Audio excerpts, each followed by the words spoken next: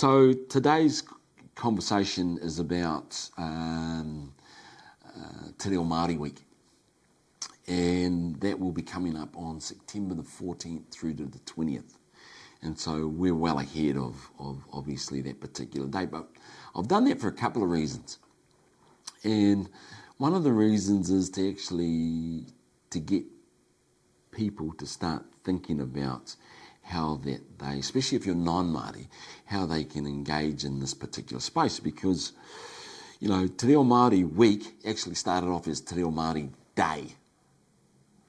And it was done quite a few years ago, and, you know, it wasn't until 1972 that it was fielded in a situation whereby as it became a thing. And the reason why we have Māori Language Week was out of, people might think, and which is a lovely way to think about it, is, oh, you know, how can we authentically engage with the Indigenous peoples of New Zealand? Well, no, that's not how it was back then to what we've got now. And I'd like to acknowledge all the hard work from all the people, and especially Māori in this space, who've got it to where it has got to. However, from a non-Māori point of view, it was suppressed. And the reason why we have the Māori Language Week is because the Māori language was dying from a colonialistic attitude of suppressing our language. So it was more about when these Māori youth got together and said, no, that's enough. This has got to stop.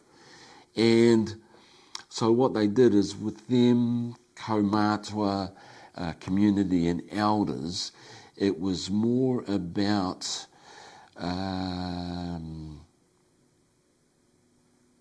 it's our responsibility for the language to survive, and how do we go about doing that? And it was about our keeping our whakapapa alive, our genealogy, and not about encouraging people to learn a few words once a year. Do you want to say that sentence again? Yeah, so the Māori Language Day, which then was turned into a week, wasn't about how the warm fuzzies you'd get from let's learn some Māori words once a year. It was never about that. It could be seen that way these days, but back then it was about our language needs to survive. It is under attack, and, you know, same old story. History is written by the oppressors. So things had to change, and how they went about changing that was they lobbied, and they got together with kaumātua and community and whānau to keep the language alive. And that was the birthplace of Te Wiki o Te Reo Māori, which is the Māori Language Week. So that's what that space looks like. As I said, it wasn't about nowadays it's about how do we encourage people to authentically engage, how do we make it inclusive. And there are ways to do that, and probably the best way to do that is through Te Taurāwhiri i Te Reo Māori, which is the Māori Language Commission. Fantastic organisation. If the audience out there, that's where you want to go. Great resources, very self-explanatory, wonderful support, and, you know, yes, there are, as well as if you're wanting to learn the language, wonderful providers out there, or kaiako, or teachers, or organisations that you can go and learn the Māori language. That's cool. But Te Taurāwhiri o Te Reo Māori, awesome. Go there. If I didn't know anything about the Māori language, I would go there to start with. And as I says, it's got wonderful resources for individuals and organisations. And so that would be great. You're going to have people go, oh well, the Māori language isn't important, you know, and they've got it right, and rightfully so, in their mind. However, for those that would want to learn about it, and those who are already Māori and have children that are Māori, or now have mokopuna or grandchildren that are Māori, maybe they do want to learn it.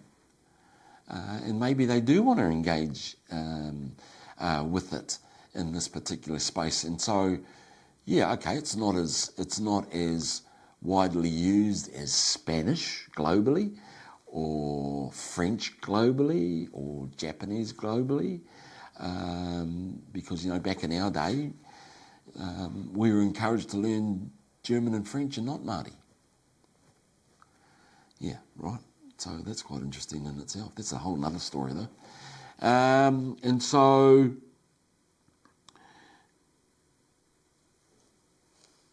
because the world, you know, you don't choose, and this has been quite interesting, you don't choose who you fall in love with, or especially parents, and you may find that your daughter or son is now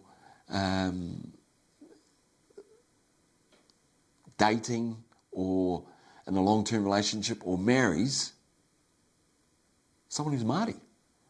And someone who's Māori, that's their family speaks Māori or and things like that, and they have strong connections to the marae and where they're from. So it would only mean that the grandkids, their children, would grow up in this space without having to worry about, you know, not having to speak Māori. Back in my day, my parents, or my mum, they were strapped for speaking TeReoMāori at school. So, you know, my mum was Māori, my dad, my mum's mum was Māori, my mum's dad was Chinese. So now you've got Chinese and Māori, but then they're not, their parents have decided they're not to speak either. So what you have is a real disconnect in that particular space. And so if you're not meant to speak Māori and you're not meant to speak Chinese, and you've got a parent from either ethnicity, what do they want you to speak? Well, they were told, speak English. And why would you want to speak English? So you could fit in. You know, because back in the day, you go back through New Zealand's history, you know, well, it doesn't happen as much, I don't think, as it did back in the 50s, 60s and 70s. You know, the racial scapegoat were the Chinese. You know, so back in the 1950s in Rotorua, there were 4 Chinese families in Rotorua in the 1950s. There were the Bows, the Tans, the Kaifongs and the Fongs. Right? And so my mum was one of the 4 girls who were the Fongs that went to Rotorua Girls High School. Right? And so, you know, Mum's told me about all the sorts of racial slurs that went on regarding Chinese families. And then, you know, as time progressed, well, then that moved to Pacifica, who were in the gun sites, and then Indians that were in the gun sites. Yet those groups were prevalent within New Zealand communities, but bore the brunt of lots of racism in that particular space. I don't see, it's been like a million years since I've heard someone say, hey, cheng chong, or something like that. So I think, getting back to it, it's, for Māori, it's really, really important that they should not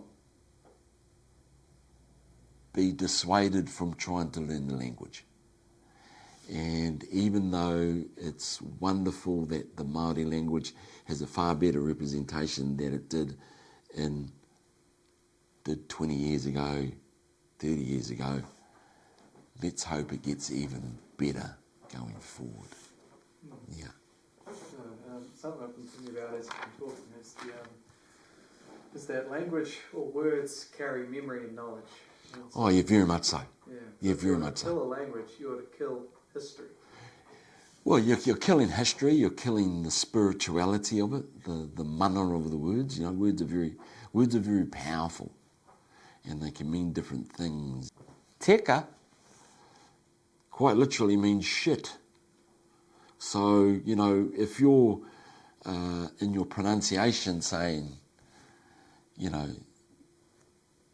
teka when you should be saying tika, that's probably why the guy's coming over to punch you in the face. Because you've just said to him, he's shit, And so we need to be very careful with our language all the time, not just some of the time, but all the time, yeah. It's very similar to Chinese, where it's just that slight intonation change. Yeah, and you have that with all languages, though, I would suggest, in that particular space. But yeah, and because the Māori language, in my mind, is all about context, and it's all to do with, because unlike the English dictionary, in a Māori context, one word can mean up to 5 different things. It really depends. And so it depends what you're talking about. And then what you do also have is you have the different dialects. So that can get interesting as well. And so, it's really important to know that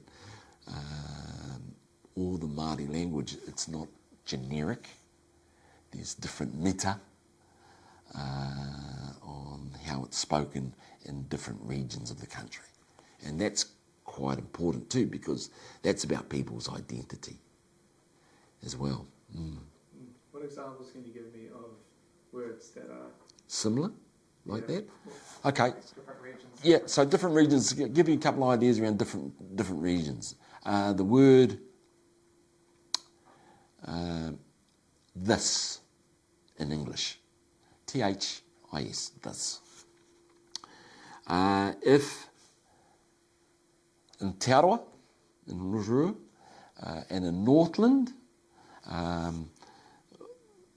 Māori dialect or meta from those particular areas, they would pronounce this as penei, Penei. However, every other region around, or most regions around the country, if they were talking about the word this, they would say tēnei. So there's the tēnei and the penei. Means the same thing though, this. It's probably the most simplest term that I could think of in this particular situation. Yeah, I guess that helps to communicate the history of that group of people.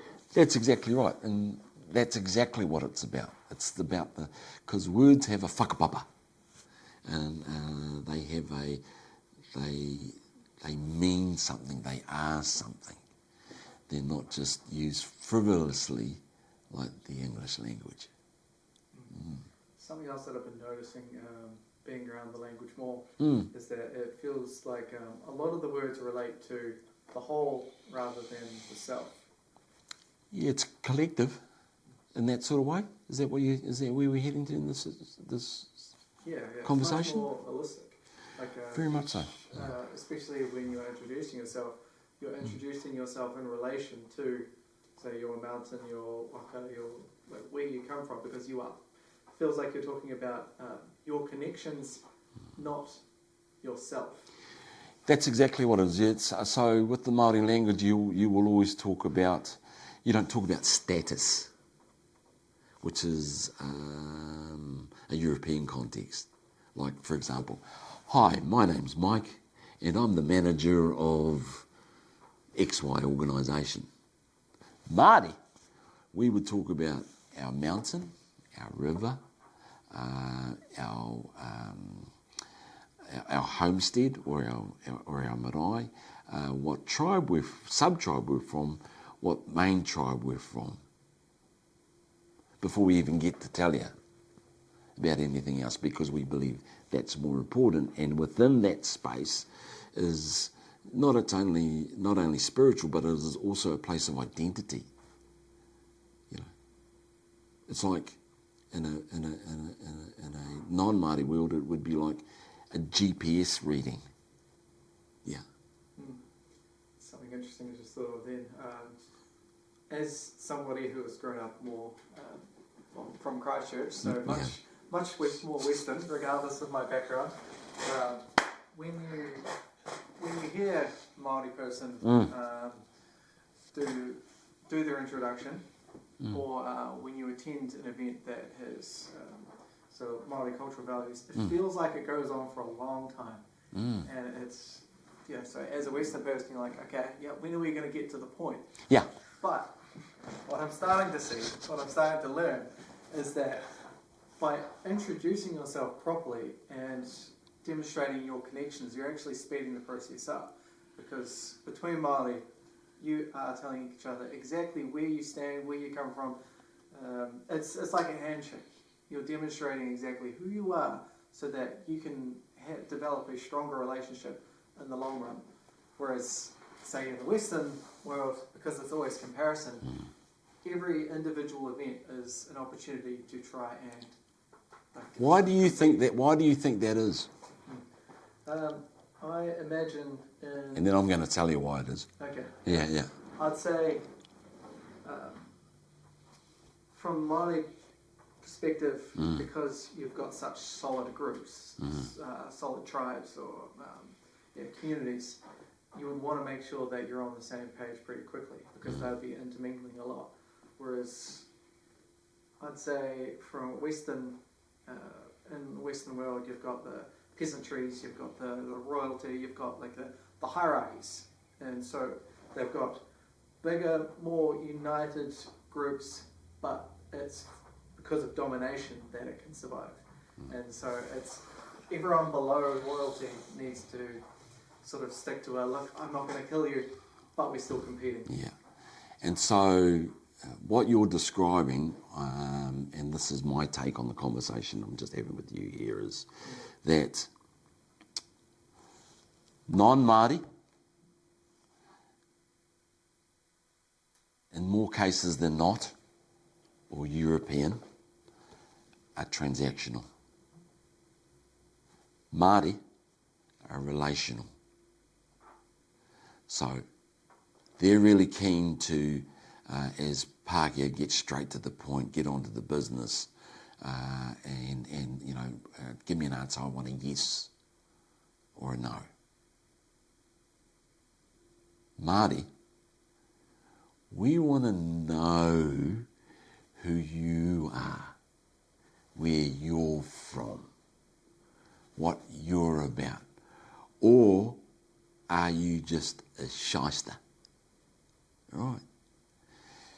Because it also tells us about your value structure. If all you're intent on is doing business and wanting an answer, I don't know about that. Right?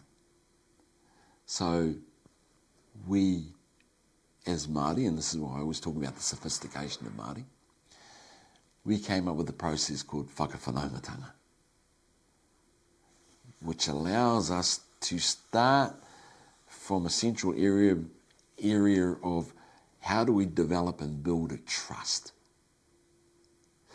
And a trust that will endure and not just be for the now. because would that person want to speak to us if we gave them a yes or no, signed it? They'd take that deal and we'd never see them again.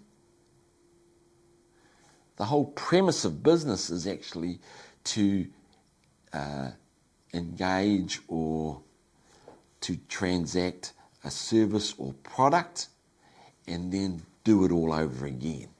And keep doing that and have those types of engagements. However, we take it a bit further than that because sometimes people don't start with the right intentions or the right values. And when they're like that, that means that that is actually demonstrating a nefarious behaviour. And that then leads to the question on, do we really want to deal with these people? I don't like the way that they carry themselves. As Māori, this is what we're thinking. Okay, we can see what's in it for them, but what's in it for us? And if it's just extraction, go away. This is where I've probably grown up because you would have had to delete that last part. And so there's a real measurement to if we want to deal with someone or not. And that becomes pretty evidential very, very quickly. And as I said to you, with Māori, there's only a couple of things you've got to get right. And one of them is good manners. And that's acknowledging who we need to acknowledge, who we are, why we're doing it, where we're from, what we're about, and now what does that look like? Yeah, it seems like there's a very strong sense of loyalty once you build that relationship versus, say, in the West, it's much more case by case. Yeah, well, see, the West come along and they talk about, it's always been about what's in it for them. Right back to, even before the treaty, because, there were 100,000 Māori in New Zealand. There were 2,000 white people. Who do you think's going to overrun who if it all turns to custard? Yet, these 100,000 Māori have been living well, and then these 2,000 English people came to New Zealand, and they were the ones that started getting up to mischief. They were the ones that were doing things that weren't very good. And so one of the things was what we said, well, who was going to make sure that they stay in line? How does that happen? Well, why don't you bring your own people over here to look after your own people? And somewhere lost in that conversation was, the rules that were for them are now applied to you. We go, whoa. Hold on a minute. So, yeah, that's just how things go. Can't change the past, though. But we can change the future. Mm. Yeah, you can see these examples be sort of amplified right now with the big tech and AI boom, that it's become very competitive instead of... Yeah. It has done for non-Māori, because as Māori, all we're interested in really is what does that data sovereignty look like, as opposed to being exploited for our culture, our knowledge, our medicine, our innovation. How can that be protected? So that's still unfolding, that whole scenario, yeah. Mm. Okay. Let's bring it back to the task at hand. Talk a little bit more about Māori Language Week. Yeah, Māori Language Week in 2026, what does Māori language look like? I think it's great. I think it's really inclusive. I think it's really positive. I like to acknowledge all the organisations that get behind it. I'd like to acknowledge, because it's quite a courageous space to go into. especially when, we're one of the official languages of New Zealand. So for the Māori Language Week, there's so many different scenarios or angles that make it quite cool. Some organisations get all excited and say, "Woo! Let's do something for Māori Language Week. What are we going to do? Let's put stickers on the fridge for a week, and then after the week's over, I'll just pull them down." Right? But they really think they've done a good job, and they probably have for the week. But for me, the Māori Language Week is actually the top of Everest, because people like myself and many others celebrate Māori Language Week every day by speaking it, by the karakia that we use, the values that incorporate it, by looking after our mums and our dads, our kaumātua. So we live it every day, not just for 7 days out of 52 weeks. Yeah. Cool. What can you say about those who are non-Māori embracing? Those that are non-Māori that are embracing, so you have different levels, right? You have no one who knows anything, sort of like then know a little bit, and it starts escalating up to where they've gone to, it's really quite interesting. Do you know that if you're Māori wanting to learn the Māori language at a tertiary provider or night school, that they're booked with non-Māori learning the language? Pretty outrageous, right? And so, in my mind, that's a great thing. Right? It's a great thing. But for those Māori who are wanting to reconnect with their heritage and through one reason or another, they might get a little bit pissed off that they can't go and learn it, because those classes are already filled with predominantly non-Māori who want to learn, which I think is great. There are those that are probably Māori and who would like, who have given night classes a go and stuff like that, and have found it, they couldn't get a rhythm going, right? And life gets in the road, and whatever, tamia, and they gave it a go, and it just quite didn't resonate with them. And then there are others, like, he said, I've got to immerse myself. And that's for 36 weeks. And it's a wonderful organisation that I went to. And there were 52 of us that year. And there was one Pākehā gentleman, because his wife was Māori, and she was in film and television. And he's Ngāti Pākehā. Lovely guy. And, Israel was at an infancy level like mine was. And, yeah, really cool guy. And so for him, normally when it would be more Pākehā and only one Māori in a group, it was flipped. And so by doing total immersion, and here's the other thing with total immersion, so that's 9 till 3, Mondays to Friday. The first month you're finding yourself, and then between those hours there's an expectation to only speak in TeReoMāori. When I went through Takiura in 2011, some 15 years ago, the year after me, Jenny May Coffin went and did TeReoMāori, J-May.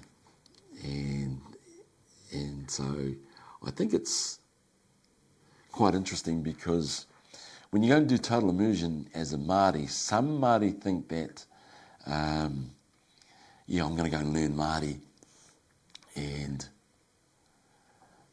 we'll liken it to a building.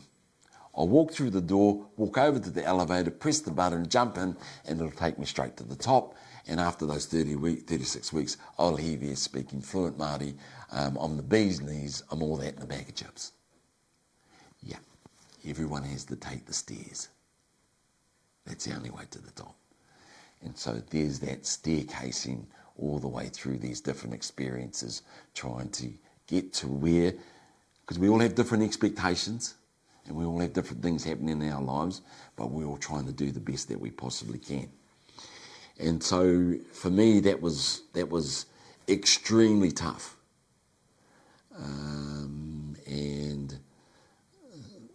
That we could leave that explanation for another time to speak about my year doing total immersion.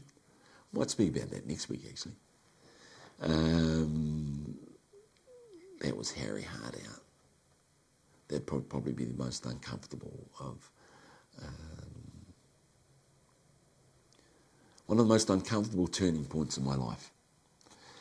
But it was the most needed, if that makes sense. And so if my only thing is to those out there thinking about taking TeReoMāori classes and want to or can afford to, is do total immersion, the 36 weeks. They tell you you're on the cusp of learning another language when you start dreaming about speaking that language. Our program was 36 weeks long, and it wasn't until the Monday of the last week of that 36-week period that I had my first dream in TeReoMāori. It was pretty cool. Yeah, it sounds like it would be a metric of success. Yeah. And so the metric of success, if we're talking about metrics of success, now that we are, is that I had this lovely kaiako, Fire Betty was her name. She was a cracker. And we had Fire Betty and Fire Ma. And Fire Ma was for the more advanced, and she was a hardliner, no nonsense, straight up the guts. You know, she had expectations and had definitely a different teaching style. Lovely, beautiful person, but hard. Didn't muck around. And then you had Fire Bets, and she was more gentler. And I found that I ended up in Fire Betty's class, and she was lovely. When I started learning TeReoMāori, I probably knew about a dozen words, maybe if that. And so it was a real, it was really like jumping into the abyss. It was one of the scariest things I'd ever done. I'd run feature film movies, right? Thought, this will be easy. Yeah, no, it was tough. And the reason why it was tough is because after, I think it was 12 weeks. Yeah, after 12 weeks, we're going to do a noho marae where you're going to stay on a marae. And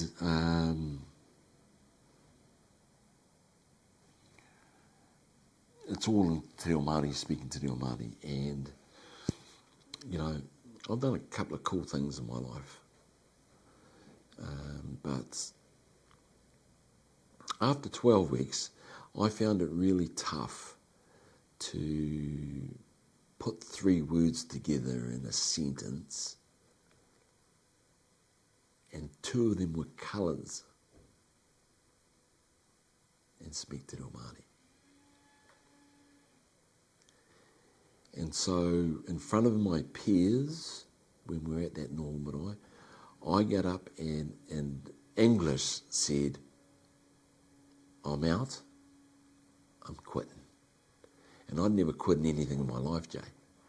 I've never quit anything in my life. You know, I've run big productions, I've done all sorts of outrageous type stuff. But here I was where I couldn't put three words together, two of them were colours, and say a sentence in TeReoMāori. That was quite trippy.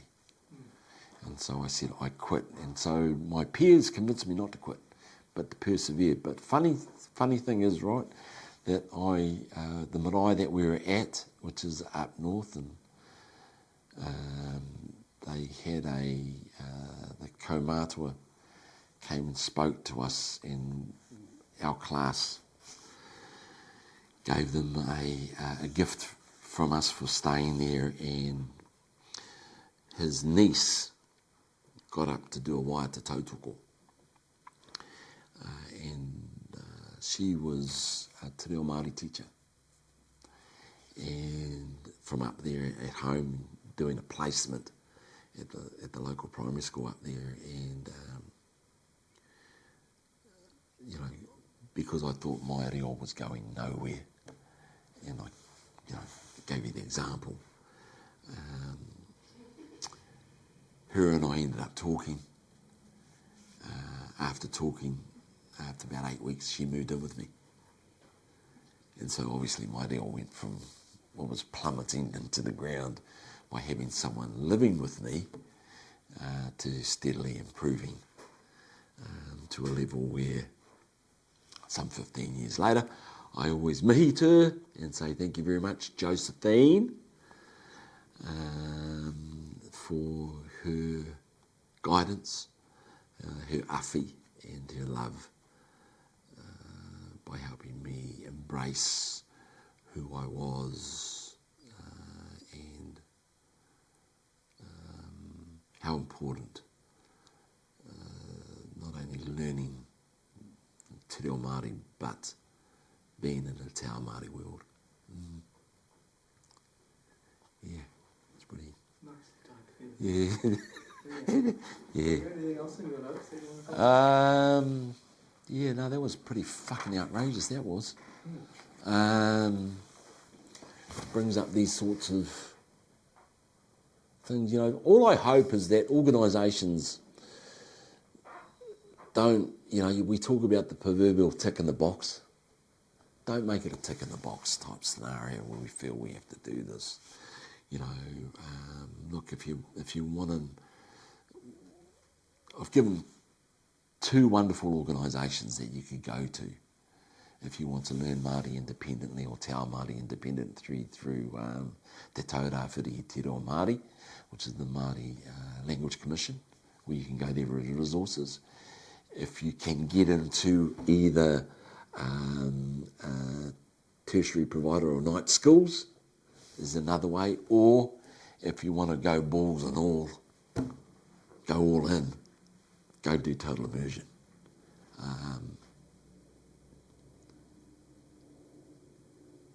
Yeah, and I'll let people decide which ones that they want to do, but for me, I got the most out of total immersion. And as I was saying, you know, when I was talking about Whai Betty, when she passed away, I promised her that I would speak Te Reo Māori every day. You know, ia rā, ia wiki, ia marama, ia tau, i ngā wakato, ki te kōrero Te Reo Māori. So that means that in English, I would speak the language every day, every week, every month, every year, forever and ever to the end of my days. And I still haven't missed a beat. But that's how influential she was to me in that space. Yeah. I don't think I want to go back into the business questions anymore. There's been a lot more. Yeah. It'd be the most uncomfortable time in your life, but you would love it. And the beauty about it is that you'd have support, right? I could help you with all that sort of stuff, and you know, see, when you're learning a language, it's not just I learn this and then that's it. It's a continual trajectory. That's all there is to it. And so, could my deal get better? Yes. Will it get better? Yes. Why? Because I'm not going to quit on it, and it's not going to quit on me. That's really the short version. And I love what it means, what it represents, because it's who I am. And something to be very, very proud of. And you know, these wanker politicians who go, oh no, we're not going to do this, we're not going to do that, we're not going to do this for Māori. They're quite happy to stand up there and clap their hands when the All Blacks are going good and doing the haka. Right? We all forget about all those sorts of things then, right? Or you have to take, once again, another activist who gets up and says, at the spur of the moment, I'm going to sing our national anthem in TeReoMāori. And all the broadcasters are going, what the hell's going on here? What's this? What's going on? What? And now the Māori version of the national anthem is always sung. So sometimes envelopes need to be pushed, because at the time it might not be beneficial for the masses, but 9 times out of 10 if it's Māori, it's good. Because when it's good for Māori, it's good for New Zealanders. Cool. Yeah, you do see that when every sports game that you attend, not only have you got the Māori national anthem, but then you've also got the haka that they'll do as well. That's exactly right. And then people love it because it's an example of an expression of identity without having to fall to the pressure of the rules that everyone else. That's exactly right. And so it's not, it's not a spur of the moment stuff because it's a performative action. It's something we've been doing for a millennia. This is not new to us. And as New Zealanders, you go overseas.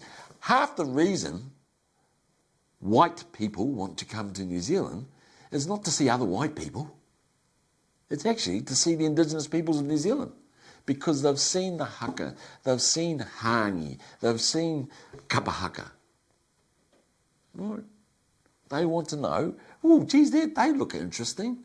Well, we're as interesting as any other indigenous culture, whether it be our Australian cousins who have walked that land for the last 50 to 60,000 years, whom I might add get treated terribly. Yeah, but, that's what you do when you go overseas, right? You want to see or meet, if you can, the indigenous peoples of that particular country. What do they do? How do they live? Yeah. Yeah, you're putting a book into it. That's exactly right. Yeah, it's a brand new world. Yeah, that's exactly right. Cool. Have you got enough content? Oh,